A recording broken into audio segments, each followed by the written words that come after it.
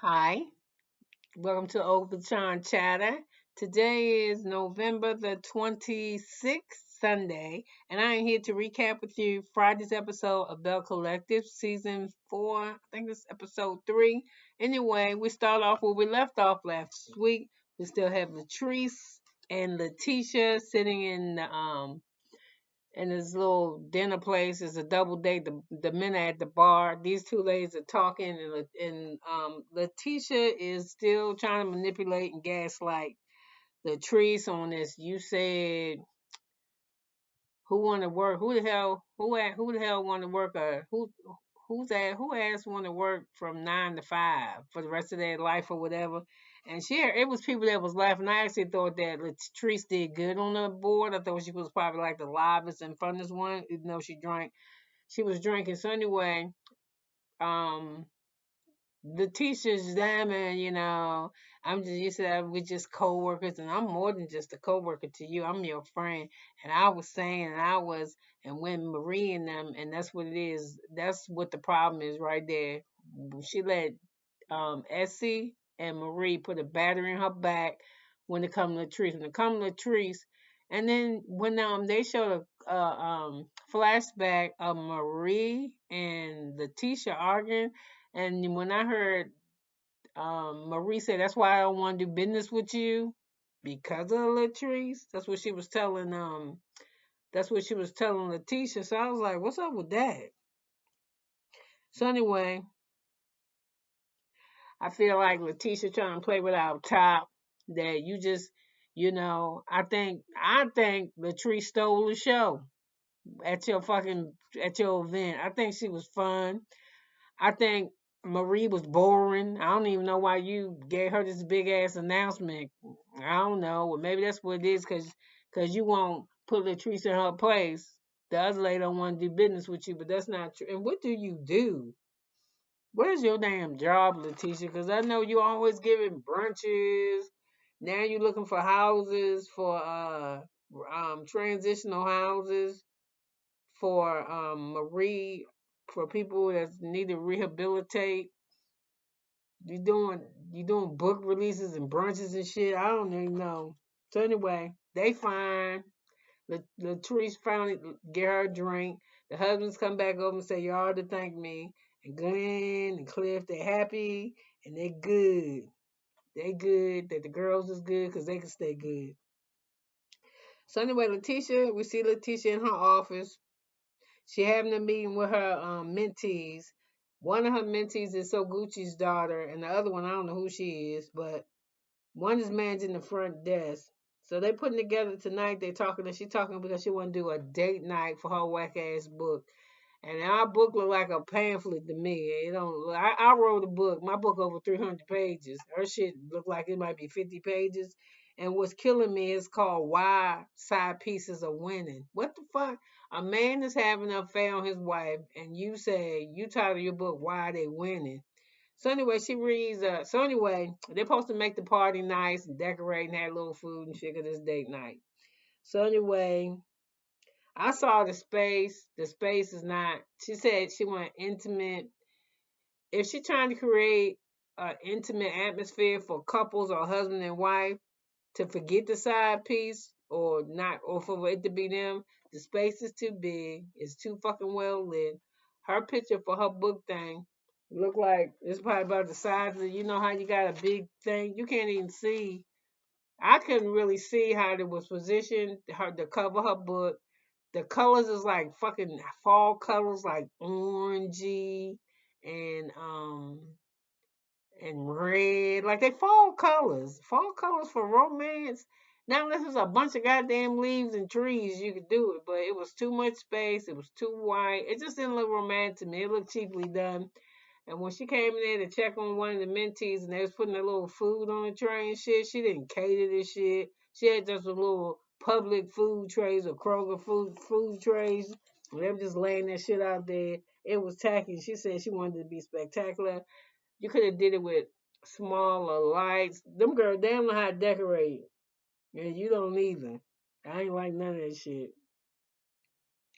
So anyway,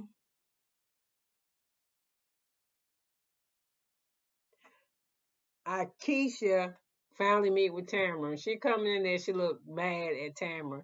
And Tamara looked cool. And Tamara was like, she was like, what's up? I mean, what we gonna do? You fucking talk shit about me. You kept me out the group text.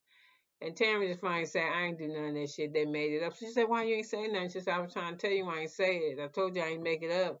You wasn't trying to believe me or hear me. So I just was like, fuck it. I got other shit to worry about. Then me saying I ain't fucking with none of them. The other two, they done went behind my back.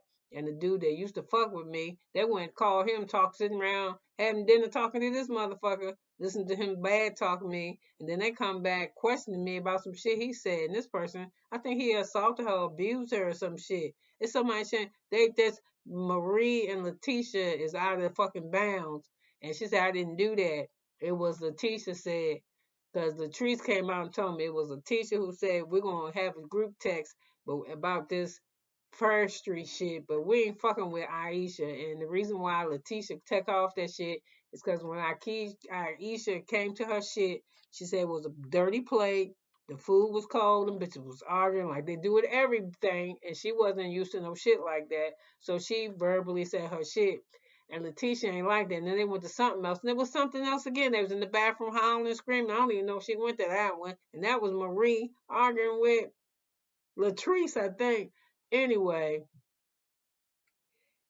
they sitting there talking, and Tamara said, I didn't do that shit to you. And she said, I'm glad that you didn't. And it was rough for her because they know each other. Their families know each other. So she said, we're a little bit, our relationship is even a little bit different than it is with the girls in the collective group because me and her, my families fuck with each other. I know we grew up with around each other. We went to school and shit together. So when I heard Aisha,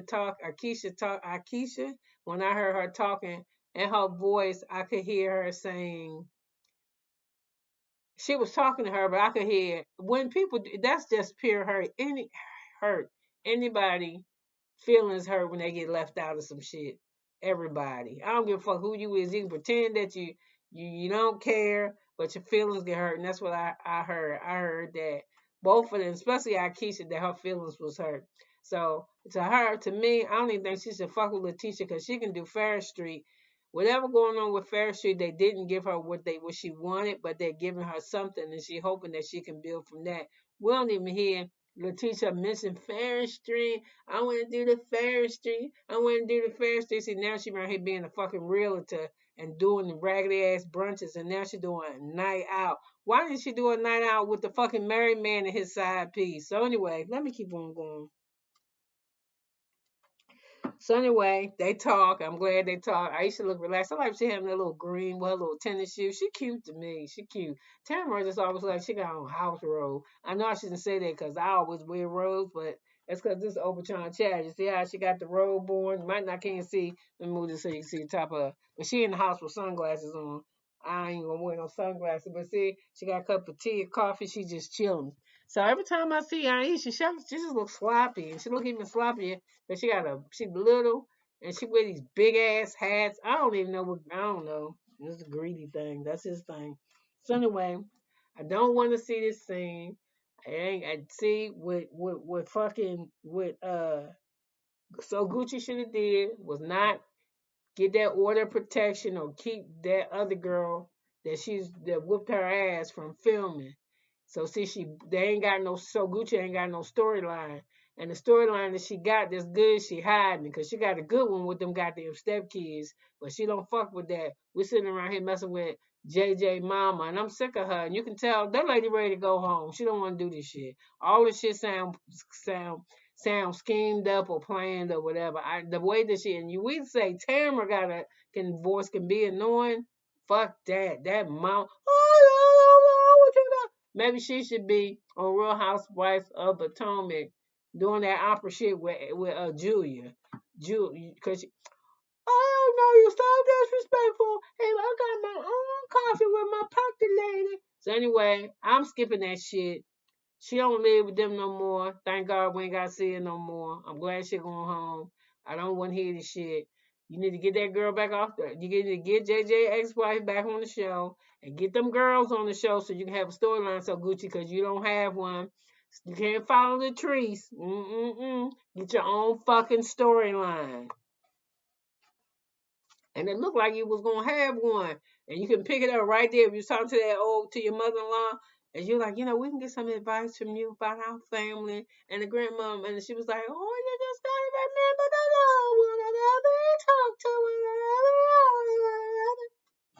So anyway, so Gucci, be Gucci, bitch. Straighten that shit out with your kids. Yup. So anyway, I told y'all Keisha with her.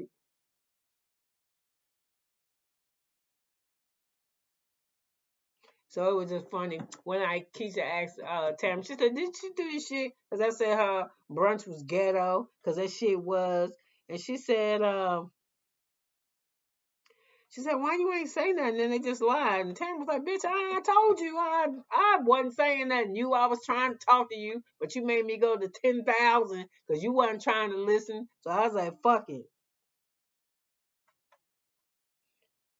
So if Go So Gucci is real serious about her mother-in-law advice, she wanna rock this goddamn show. She need to go ahead and get her kids. I want to hear her kids because I hear they go back and forth sometime online. And what So Gucci represent, which I could believe, what she show us is some other bullshit that she be doing because we see her do it on the show when she it's kind of like start shit, and then she go back and talk to JJ like she's just a little lamb. But this bitch, she a sheep, but she got a pair of shears and a razor in her hoofs. Hell yeah. So, and So Gucci confessional, I'm just all on So Gucci ass today. I don't like that white dress. The feathers is too thin, like somebody snatched them off. I don't like that. So anyway, they sitting at the table and she don't order their food, all kinds of crazy shit. And so Gucci just laughing at the mother-in-law because she know that bitch fitting to get up out her house. She probably don't need to stay there no way. So anyway, now we're at the event. Look at this ugly event space. It's too big, got too much lighting. And Lakeisha walk in with Nino fucking Brown, because that's what Glenn looked like. Nino Brown and white. Big ass. I can't. I haven't heard y'all. No, y'all done heard me say this. I can't stand a man who don't dress his fucking age. If you're 45, stop dressing like you're 16. This motherfucker dressing like he sell drugs. So she walking in with him. Place ain't look for man, look like fall festival, like we supposed to be fucking bobbing apples. So Tamara ain't bring grease. She bought Latrice's assistant. I don't know his name. So anyway, and I don't like what she got on there. She like a goddamn basket, like a ball that's deflated. Tamara. So anyway, Tamara and Greed take CPR. And you take CPR, you don't take baby CPR first, you take adult CPR first, and then you do the kids shit. That's why I don't like CPR, because that bitch like a half a day. And they wasn't there that long. And if she had to get her baby CPR, she had to get the baby to fucking Greedy, because she gonna kill it if she tried to do it. Because I don't know if it was the nails too long or if the camera got her, but she was fucking up. The Greedy said the baby would have been dead. He said, baby in trouble, you got to save it. Just Terry just looked lost, but Greedy seemed like he got it. So anyway, they sit there and they talking to each other, and Greedy holding the baby. He just look at her and said, "Don't just look good." So Greedy said, "Yo, I gotta talk to you about something." She said, "What is this at?" I feel some type of way. You with your fucking village, Oh, my mom and my sister, they my village. I told him I was pregnant. He said, "Do you know how fucked up that is that you can tell your mama and your sister, but I can't say nothing to my mama. But I need my mom and my sister." And he was like, I need people too. She said, "What do you mean? Mentally? Yeah, bitch, this motherfucker about to be a father. Do you know the things that's probably running through his head? Probably the same shit that's running through your head. What kind of mother you going to be? How you and Greedy going to work out? How's daycare going to be? What's going to change about your job? Who he going to look like? Who's going to babysit, who he going to look like the most, who's his hair going to be like, what color is it going to be, light skin, dark skin." He probably got a lot of shit that he want to talk, what kind of father might be, am I going to be a good provider? Apparently he is, because he's doing shit at the house. He was doing shit at the house to make it better for you. So he was telling her, he was like, "Yo, you was fucking telling people, but you got mad." He said, "You would have got mad if I told my mother." She's like, "Well, you got to understand, I'm the one carrying, bitch. Listen, you carrying, he carrying. If I have a man, baby, I want him to tell everybody. I don't want him to be ashamed. I want him to call his mama. I want him to call his friends, his sister. I want him to tell motherfuckers he don't even like. I want him to pass out some cigars to everybody. I want this man to love it and to make him keep it in, and you can tell. And and he was like, I feel some type of way. He said, your village, the baby village includes my village too, bitch, not just yours. Thank you, Grady, for setting her straight. I like that. So anyway, what I got? Aisha and Willie look nice when they come. I really like Aisha. Willie a little bit chunky in the stomach, and he get a little bit big, but he cute. I don't really do the dread thing, but I fuck with him. On that show, who I will fuck with, I will fuck with Willie.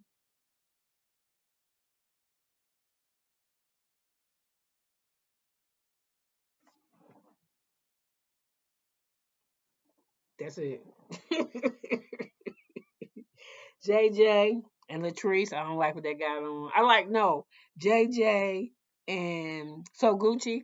I like her little yellow. I don't like what they tried to match together. Sometimes that shit works. Sometimes it don't. I didn't like that together. So anyway, we have Dummy talking. Who else is Latrice? Oh my god, I can't believe I wrote up a. And the title of my book is Why Side Pieces Are Winning. I'm gonna read an excerpt of my excerpt. Is it excerpt? Excerpt? A piece out of the fucking book.